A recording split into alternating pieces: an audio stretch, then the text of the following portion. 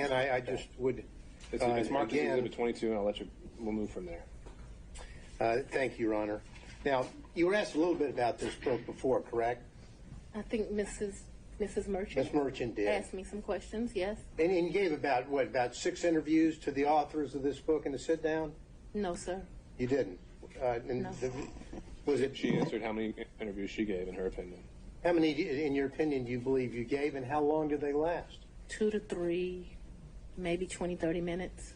So your testimony is at most, you think that you gave maybe an hour to an hour and a half's interview to the authors of this book? Oh, you mean in total? In total, yeah. Maybe, yeah. Anywhere between, definitely not more than 2-ish hours. Okay. But you also were telling, when they were, the title of the book, of course, is A Hard-Charging Georgia Prosecutor, a Rogue President, and the Plot to Steal American Election. You've seen that. Why is the title of the book relevant, sir? And I had no... And then I'm going to ask her whether or not that was the theme that they gave her when they talked with her.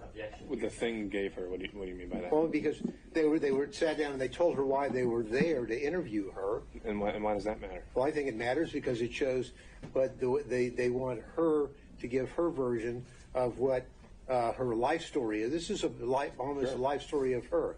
So that's why it's relevant. But if the court thinks it's not, then...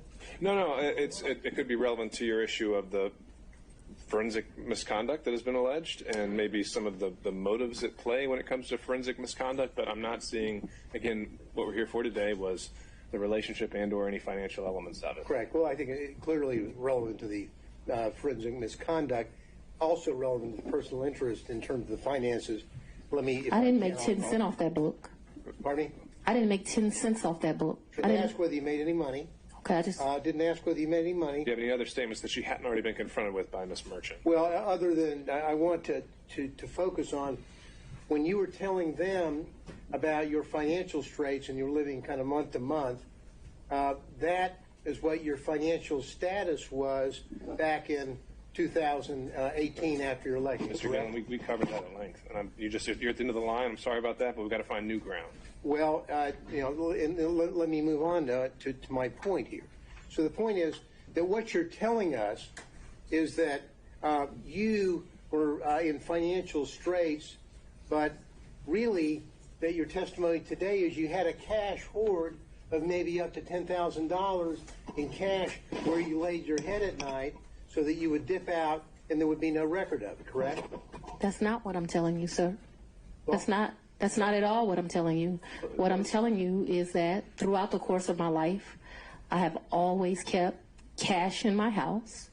That cash has ranged from times, my father would probably be ashamed of this because he would say it should be more, but that cash at times has ranged from $500 to maybe $9,000, and he would be like, that is not what I told you to do.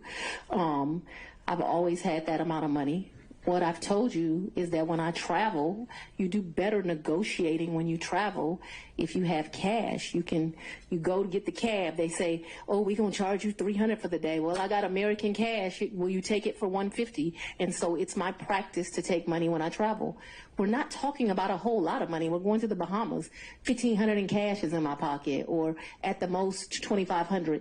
Belize was actually probably the most money I've ever taken. And it was taken because it was a big deal.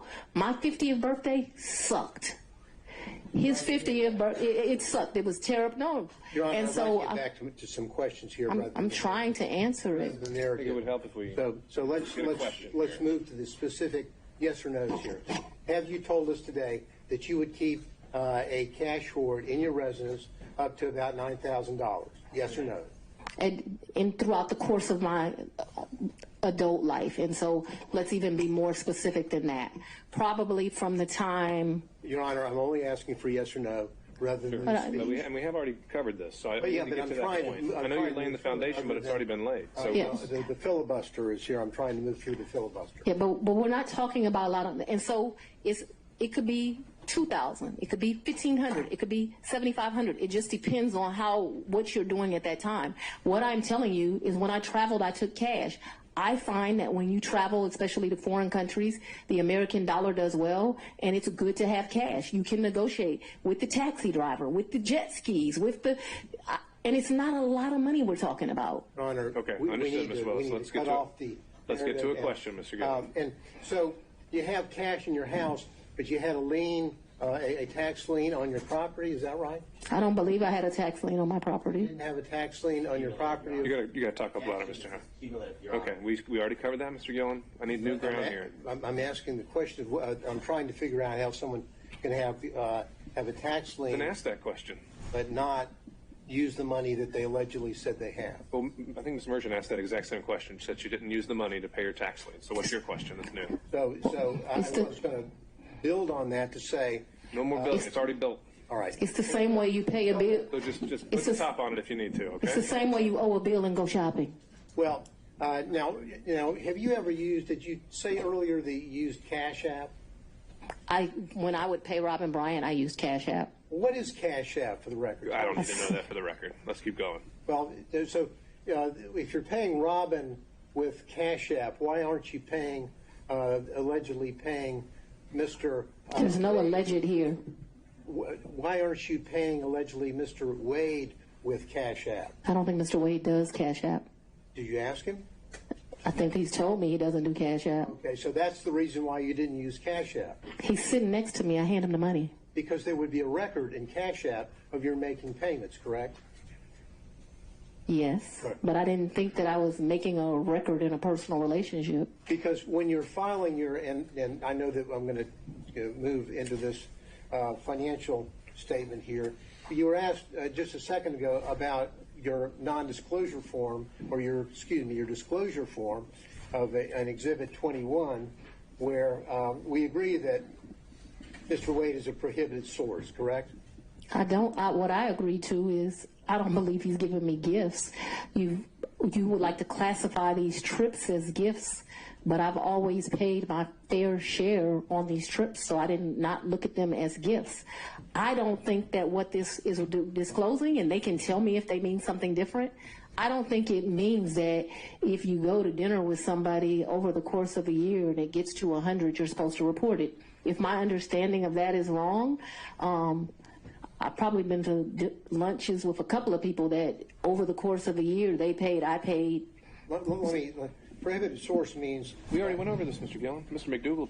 Well, Your Honor, I have to lay the foundation here before I can follow up with my next question. I don't know why you can't. You have to. Well, It's already, the okay, questions have been made. Then your 2022 disclosure form did not list any of the thousands and thousands of dollars that Mr. Wade paid for on trips that you were on. Isn't that correct?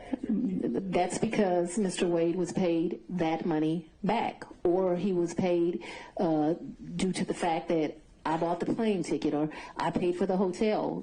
There were never money that he gave me. That wasn't the nature of our relationship. You know, there's so many men, and Mr. Wade is one of them, where the nature of the relationship is they're just paying a woman. The nature of our relationship is companionship and friendship. Despite the way people would like to paint certain women, it's just not true. Final question. And not a single solitary documentary piece of evidence showing that you have withdrawn the cash to pay him All back. right. Thank you, Isn't Mr. that- Gillen. That's not accurate. Thank you.